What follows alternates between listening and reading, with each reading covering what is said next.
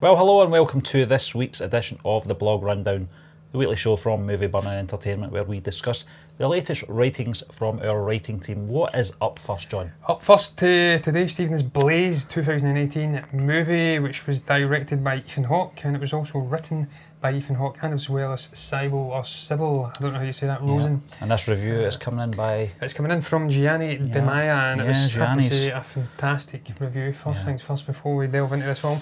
But sadly, neither of us have seen the film, Stephen, because it hasn't been released here in the UK. No, sadly. Nor does it seem to have any release date in the pipeline. I do suspect this may pop up in perhaps Amazon or Netflix at some point. I certainly hope so, John. Yeah. Just before I let you in, it was doing the rounds at the film festivals. I know that London, I think it was, the London Film Festival back in October time, got a screening. Sadly, nothing up here in Scotland. No. But you're right, I hope it does, because after reading Gianni's review, it's right down my street. As you know, I like these type of films. You like these type of films as well. Yeah, and I like that type of music, Stephen. It's folk-heavy music, also a bit melancholic. I've listened to the chap's songs after reading the review, because it piqued my interest, and I have to say, it's the type of guy I'd listen to. I do like his music. I like Bob Dylan. As you can see, I'm wearing a Bob Dylan t-shirt. I think this is from Mary of White. I don't recall that concert because I wasn't alive, but I do like Bob Dylan, and I love a good folk artist.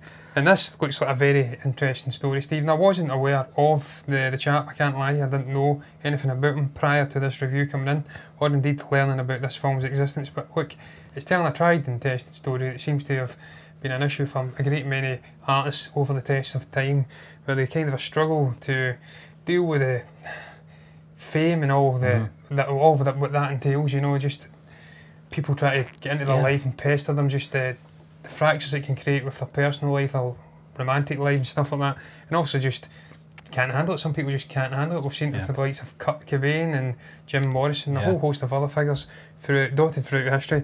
They hit the drink, they hit the drugs. Certainly seems like this guy had these vices as well. As you look through the review, and Gianni does delve into it quite a bit. Very intriguing guy. Went off and lived with his partner in an isolated treehouse sort of existence. He says it's split up into a kind of a disjointed three sort of act setup. It doesn't follow conventional sort of a plot, points and stuff like that. It's not a traditional film where a start, a beginning and an end. A beginning, a start, a beginning and an end. Beginning, a middle and an end. Well, that would make sense. This is more this film, a start, a beginning and an end. But yeah, it's kind of all over the place. It's got 3 points, acts which all weave in and out of each other, and they're not really conventional in the way that it's laid down. But that's Ethan Hawke all over. Stephen's a very intriguing guy. He's trying to think outside the box, and by all accounts, this style of narration and just the way it's put down in paper and onto film subsequently seems to be something that's right up this guy's street, because he was a very intriguing and unconventional artist as well. So love the review, man. Love the fact that it's got Shakespearean-esque figures in there. We all know they're just dripping in tragedy and stuff like that. William liked to write these tragic figures, Stephen. One of the things I like about reviews like this as well, John, is that it intrigues me to see the film, but also when it's based on you know, a real person, it interests me to go and look at their work. In this case, we did listen to a few of the tracks from the artist, and very much, I said to you when we were listening to it, the guitar style is very much like Donovan. It's fantastic. It's, you know, that kind of Clay Pigeon, Stephen, was the one I listened to, and if I could only fly, and then the other one was Picture Cards Can't Picture You, and it was from his final live performance. So very, very good. That's a live I think he passed away in the late 80s, didn't he? I think it might have been before you were born. It was, I think, I didn't know too much about him, but as I was saying, you know, I read up a little bit more about the artist as well. I didn't really know anything about him at all. No. Obviously, Ethan Hawke, I think he's a big Dylan fan as well. So that kind of style of music's going to be right down his street. There's also a few cameos in there as well. Whether or not they were big fans of the artist, or you know, it was just you know, the friends of Ethan Hawke, I don't know. But one of the things that I took from the review as well, it reminded me a lot of the 2 films that I watched not that long ago. 2014's Rudderless. I think it was Billy Crudup, I think it was in that one. and the other one was Anton Yelchin one. Yeah, that was it. And Wheeler, that was the Stephen Dorff one. Both of those films, though. What was the one you watched as well, Stephen, about John Lennon? The guy getting the note from John Lennon. That was the Al Pacino one. He never actually received the note. That was Danny Collins. That was more of a crooner. He was more of a Tom Jones. He could have been a very famous folk singer, but that was a tragic story. He went down a different road. But I mean, those two films, Rudderless and Wheeler, were fictional characters. This is based on a real artist. And that's always better for me. Well, it's better for both of us if we're going to get a chance to see this film, because we don't know too much about the chap. So we're not going to get into it and go, that bit's not right. No, that's out of sequence or whatever. We'll get into this fresh and enjoy it, because I think there's going to be a lot of his music in it as well. And from what we've heard already, it's something that I would enjoy. I think. Well, Jenny does say in his review, Stephen, that they utilise the music perfectly. It's kind of just interweaves perfectly with just the mood and the vibe of certain scenes and things playing out on the screen. That's always perfect. If you can take a real life figure to be able to get his music, we were discussing it recently, Stephen, with the Bowie. I think it was Stardust. Stardust, this potential biopic, and the family are refusing them access to his obviously catalogue of music. That's just going to be a disaster. If you do films like this, I think it's absolutely key that you get access to the artist's music, because it's something that's framed their life. That's what they put it's a soundtrack of their life as well as ours. They put all of their creative juices into, Stephen. They aired themselves out to the public, and again, that's just that. Also, what's the word? Jesus Christ, I'm forgetting the word here, Stephen. Just that vulnerability. They pour themselves out to the public, and that leaves them kind of open to criticism and stuff, and that can affect the mentality and the mindset. But he does mention Inside Llewellyn Davis. It's kind of a similar to that, and obviously Crazy Heart, that fantastic Jeff Bridges film. So these are brilliant kind of a country and folk films based on interesting figures and music and stuff like that. Obviously, Oscar Isaac. I watched that Inside Llewellyn Davis. I've never seen Crazy Heart. I've seen Inside Llewellyn Davis, and that was a absolutely phenomenal film, diving into that guy's life. So if it's anything like that, it's something I would most definitely be interested in. Ben Dickey, John, plays the lead role. This is his first. This is his acting debut. And by all accounts, he's nailed the performance. He has, He is also appearing. I think there's another film coming up this year called The Kid. I think it's a western, but I'll be honest, I'd never heard of the chap till I read this review. But by all accounts in the review, he's nailed the characteristics. I don't know if he's nailed the singing, or whether or not they're doing that overdubbing thing that they did with they got that guy in Rami Malek for Freddie Mercury. I don't know if they're going to maybe do that, or if this chap's very talented and he's replicating the voice. It's a very distinctive voice that he's got, man. I don't know if you could replicate that, Stephen. I think they'll probably be utilising maybe recordings of the actual artist, maybe getting somebody in that's a close enough voice where they can impersonate it and they can interweave it, what they did with Bohemian Rhapsody. But Rotten Tomatoes, 95% from the critics. It's had 85 reviews counted. The overwhelming majority are rating this as a fantastic film. The top critics have gave 100%. The audience have rated 71%, 649 ratings. So by all accounts, there seems to be a general consensus, Stephen, that this is a fantastic film. As you did say, Gianni mentions the fact that this guy, Ben Dickey, it's his acting debut, and he's conflicted.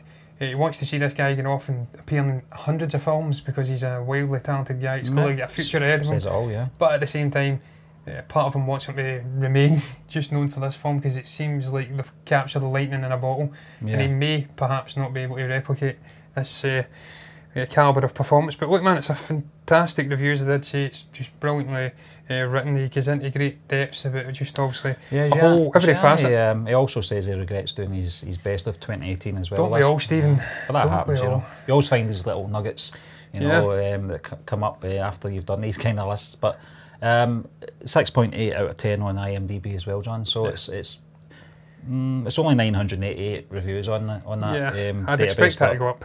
I think it will. I think if it gets more widespread release, it will go up. I'd like to comment finally, Stephen, about him having mention about this film perhaps not getting Oscar nominations because it's not as big and bombastic as, say, a Christian Bale prosthetic laden sort of a performance, and that's absolutely true. The Academy's just never going to vote for a film like this anyway. You know what they're like. They've got specific things they like. The director's well known for his acting. And he's well known for having very controversial opinions at times as well. He doesn't guy will come out and say his mind, and I like that because I'm that type of guy as well. I like Ethan Hawke.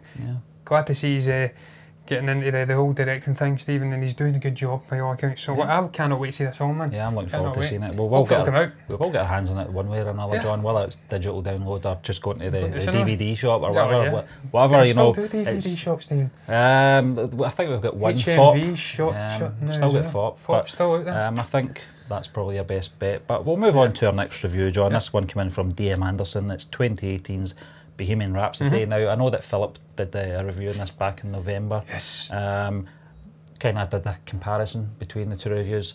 A lot of the sentiments were echoed in Dave's review as well. This film doesn't come out here on DVD or Blu-ray released till I think it's the 3rd of March. It's the first week in March anyway, so... Not surprised, it's still in the top... This is still in the top 10. No, it's just dropped out of the top 10. Yeah, we didn't... Did we? I can't remember. It was a few days ago, but... It's just dropped out. Yeah, so... Sure it's dropped out. It's one of these ones I can't wait to get a hold of because I want to see the extras that are going to be on the, you know, the bonus stuff that you get on these Blu-ray releases. A lot of it's probably already on YouTube anyway. We saw a lot of the comparison scenes from the actual footage of Freddie Mercury, Live Aid as well. A lot of the concert stuff as well that was replicated. I still say that Another One Bites the Dust scene is probably my favourite part. The way that the bassist John Deacon comes in with that. Comes in. He seemed to be the sort of father figure in the band that, you know, settled all the squabbles and stuff like that.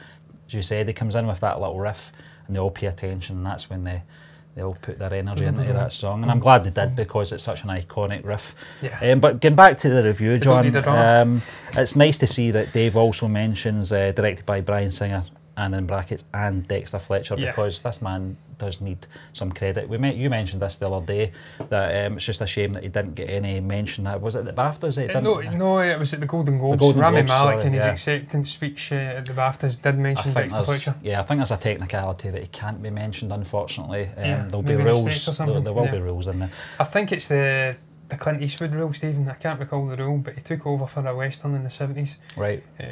He was an actor on the film. There was a riff with the director, he walked away, Clint Eastwood assumed control, and then they wrote in a rule where basically you can't give credit to the person that steps in. So I think that's the rule. So obviously they're not able to mention him because he's not credited. And if they're going to do it to Clint Eastwood, they'll do it to anyone. Exactly. I wouldn't do it to Clint Eastwood. I wouldn't mess with him. Towering figure of a man, and what a man. But I digress, Stephen. Brilliant review as ever from Dave as well. So brilliant. I'm nearly forgetting his name, Jesus Christ. Yeah, he's a die-hard Queen fan as well. I didn't know that about Dave, but he is, and he kind of educated us in a few of the, you know, the order of Fat Bottom Girls not coming out in a specific day. I didn't know that, Stephen. I like Queen's hits. I've said it before. I'm not that an out-and-out Queen die-hard fan. I like the hits. I've not really delved into the sort of a studio albums. I'm more of a Beatles man. I'm more of a sort of a Stones man, a Led Zeppelin man, a Dylan man, Johnny Cash man. Lennon, of course, John Lennon, my absolute godlike hero. Love a guy. Just a pity I never got to see him. But I digress. I'm not a big Queen fan. I'm getting off into a tangent, but I like the hits.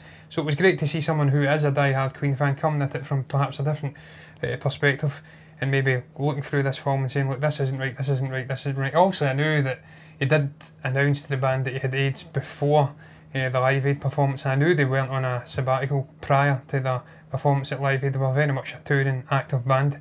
They didn't split up at that point. I don't think they ever split up. I don't know if they did. Perhaps they did have a break, but not prior to Live Aid anyway. So it was great seeing him coming in with his knowledge and his love and appreciation of the band and being able to dissect it. As I did say, Stephen, I thoroughly enjoyed the film. I echo many of the sentiments that Dave's wrote in this review, and Philip as well. I thought it was a fantastic celebration of the band and the man himself. Never went much deeper than superficial. I don't think there was much of a split as such. I think Freddie went off and did his own thing for a little while. He did that Living on My Own. In My Defence was another one. Barcelona, which is an iconic song as well. So he did a lot of things away from the band. Although I think Brian made a couple of hits as well. Driven by You was one of them. Very Queen sounding. In fact, it sounds like Freddie Mercury singing, but it's not. It's actually Brian May, and he's a good voice, nevertheless. But they have got great voices. But Stephen, I completely, as I did say, share the sentiments of the review. Thought it was a great superficial retelling and celebration of the band. It never quite nailed the historically accurate sort of a sequence of things. But I thought just the the authenticity of just the visuals, the costume designs, just Rami Malek putting in the teeth, sort of fake teeth to also mimic the overbite of Freddie Mercury. Yeah. That was just fantastic. That attention to detail, as you touched upon, the comparison videos, they really did nail the just the live age stage and just the various different live performances. Really enjoyed the utilisation of the music, and all in all, I thought it was a fantastic celebration of a band. Get goosebumps when he was doing the day and stuff like that. That was excellent. Yeah. That was just phenomenal. And you can't speak about this film without talking about Rami Malek's performance. He's rightly getting appreciation and nominations and winning awards appointed, because he was outstanding. He's an actor I've followed for a number of years now, Stephen. I've seen him in the Pacific. He's a brilliantly talented guy, and I'm glad to see he's getting some recognition, because it was a fantastic performance. He really did embody Freddie. And as Dave does say, the rest of the band though as well, they were pretty damn good as well. They nailed the characters in the main. Visually they weren't as eerily bang on as Rami was, but they still nailed the personas. I think Joe Mazzello, is it? Joe Mazzello played John Deacon. Dave says this, it comes damn close. I thought his mannerisms, and it did look like him a little bit, especially with that kind of frizzy hair later on. I thought he'd nailed him, you know. Loved that recreation of the studio with her creating Bohemian Rhapsody as well. And you see that perfectionist element of Freddie, where he's just telling them, look, do it again, do it again, do it again, do it again, try to hit the high notes. Yeah. And I think he makes a comment about cats or dogs will hear me or something like that. So it had great bits of humour. And it kind of, I did try to delve into Freddie's personal life, but not going too deep into it, which is, I think, right for this type of film. It's a more light-hearted retelling of a band. You don't want to get bogged down. If you want to learn about the great man, this is going to be a great introduction to many new fans, Stephen, of this band and the man himself. And then if they're interested in, obviously, his tragic demise, they can go in and read in that. There's some great documentaries, as you've said, you've seen them. But this wasn't the time and the place. But all in all, Stephen, I'm gibbering away here. It was brilliantly acted out, this film. Great direction from, I'm going to give Dexter Fletcher the credit. But Bryan Singer obviously had a part to play as well, and I'm not going to gloss over that, despite his side issues. His pending issues, Pending issues. But I digress, I thoroughly enjoyed the film, and I echo the sentiments of Dave. I thought it was great. Don't know if people will be listening to Queen in 100 years, though. Don't know about that. They might. Debatable. They might. But I'm slightly jealous that he's got a copy of the Blu-ray already. We've got to wait another few weeks. But listen, that brings us to the end of this week's episode of the Blog Rundown. We'd just like to thank you once again for joining us, and we will be back again tomorrow with the Force Friday show.